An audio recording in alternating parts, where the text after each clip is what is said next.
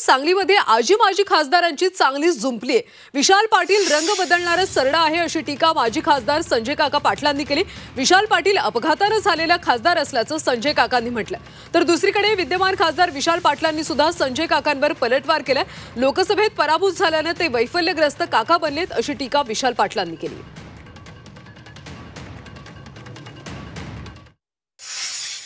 अपघाताने झालेला हा विशाल पाटील खासदार आहे। त्याच्या बाबतीमध्ये बोलभांड म्हणून ज्याला खासदार म्हणू, बोलून भांडणं लावणे एवढाच उद्योग ह्या विशाल पाटलाला जमलेला आहे। रंग बदलणाऱ्या सरड्यालाही लाजवेल असं हा विशाल सरडा या जिल्ह्यामध्ये काम करतोय। पैशाचं राजकारण आहे। खासदारकीला पराभूत झाल्यामुळे वैफल्यग्रस्त काका झालेले आहे। मताला पैसे, नेत्याला पैसे, कार्यकर्त्याला पैसे, दारूच्या बाटल्या, पार्ट्या सगळं करून बघितलं, पण मोठ्या फरकाने पराभव झाला।